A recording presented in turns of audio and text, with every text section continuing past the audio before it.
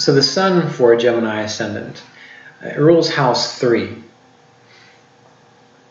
And the sun is very important because we always have to remember what is the quality, the nature of the planet we're discussing. And the sun deals with things like what? Our inspiration, our innate vitality, our steadfastness, how consistent we are, how trustworthy we are. These things are all related to the sun. And as I was reviewing notes for this particular talk, it reminded me that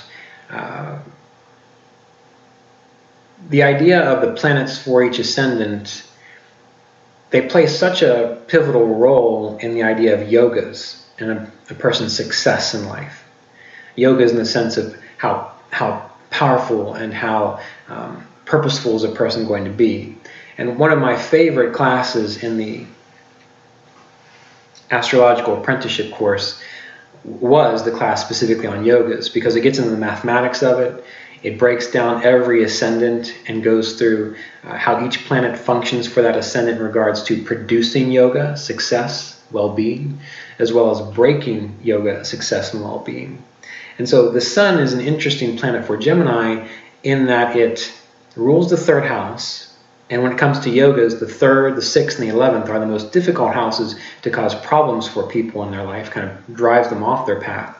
But Gemini is the 3rd sign of the zodiac, and the sun rules over the 3rd house, which means there's an intimate relationship between these two. So when we think of the sun, we know that the sun represents a sense of strength, a sense of knowledge, because the sun is a planet of knowledge. And in this regard, it can be related to the Gemini's sense of opinions and sense of right and wrong, which is why, oddly enough, Geminis can be extremely bullheaded in their opinions. They can have a strong sense of what they think is right and wrong. Sometimes they'll be right, sometimes they won't. But this comes from the sun, and the sun gives the Gemini its inspiration, its sense of feeling right within the world. And when it rules over the 3rd house, a Gemini feels its rightness through exploring its opinions and its ideas, their opinions and their ideas, which is why Geminis are often considered to be some of the most mentally stimulated planets, or excuse me, Gemini is considered to be the most mentally stimulated sign. It's the 3rd house. It's ruled over by Mercury, things to do with the intellect and the mental nature. But then it draws its sense of inspiration, the sun, from the 3rd house, which the sun rules over. So we see there's all this confluence towards why a Gemini ascendant has such attachment to their opinions and their ideas. It's not just because it's Gemini, it's because of where the sun is placed as ruling a house from the sign of Gemini. To that end, when you've got the sun in a good house, when you've got the sun with a benefic planet, their curiosity, their ability to be intellectual, their ability to think things through in a very clear-headed way, that's going to be related to these benefic influences to the sun. If you take a Gemini ascendant and you get, say, Mars with the sun, well, their opinions are going to be super strong, and they're probably going to fight very hard for their opinions. They can be difficult to get along with. If you have Saturn with the sun for a Mercury ascendant, the person is never going to be satisfied mentally or intellectually, and they'll really drive themselves into unhappiness, because no matter what information they get, there will always be the sense that they're not going to be fulfilled, that their inspiration is not going to be fulfilled.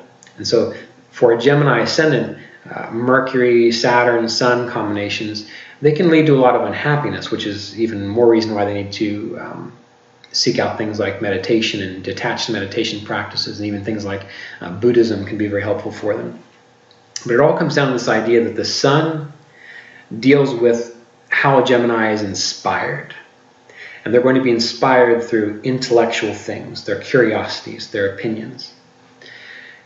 This also shows the Gemini ascendant getting a lot of fulfillment through friendships, because their impulse towards inspiration is related to friendships.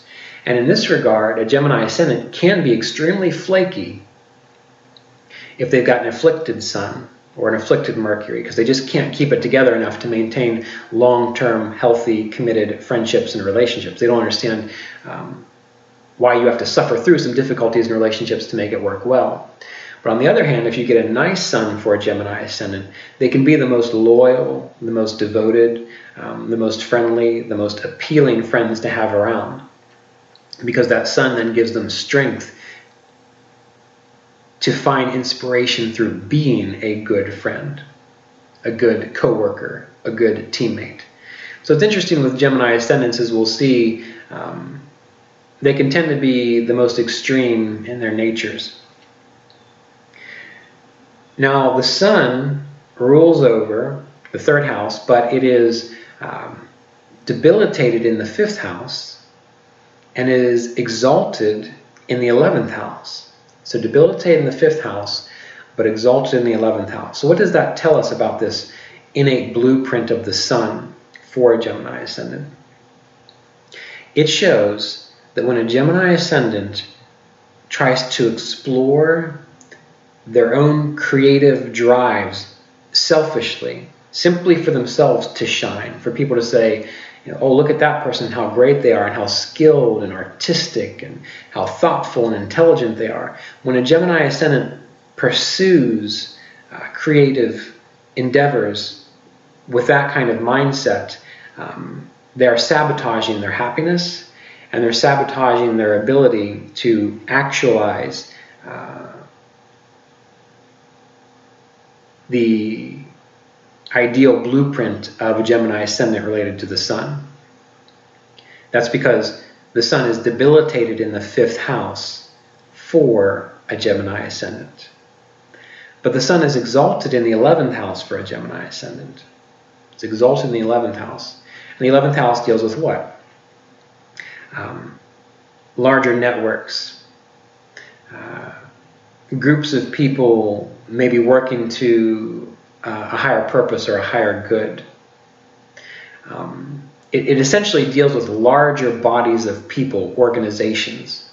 So if a Gemini Ascendant is able to take that Sun and that inspiration and that intellectual prowess and apply it to the benefit of larger groups, larger organizations, in a sense,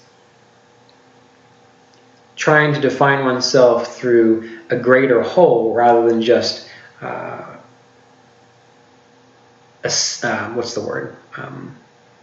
selfish expression of creativity, but they're aiming to do it for the greater good of a much bigger organization, then that Gemini Ascendant is using that solar power, that solar inspiration, in a way consistent with the ideal expression of what Gemini is all about. So that's why Geminis will do well if they work in larger organizations, if they work for the benefit of a greater good. That's why they typically can be very good networkers, and they can shine when they bring people together, because the 11th house is not just simply participating in larger groups and larger networks. It's about bringing people together to achieve something great. And because Gemini Ascendants are ruled over by Mercury, and Mercury is able to see very different viewpoints and perspectives. They're able to see just how, in a sense, everyone's viewpoint and perspective needs to be honored and understood. Then they do very well in organizations that bring people together, bring diverse skill sets together to achieve something great. And so that's why Gemini Ascendants can be very good project managers, because they can see the different skills, the different strengths of everyone, and they can see how to put them together to make the puzzle work so that an organization thrives. So when we think about Gemini Ascendant, we think about the exaltation of the Sun, the debilitation of the Sun. We know that the more selfish a Gemini Ascendant is, wanting to shine above others, above other people, to be honored for their own creative expression, they're going to run into problems.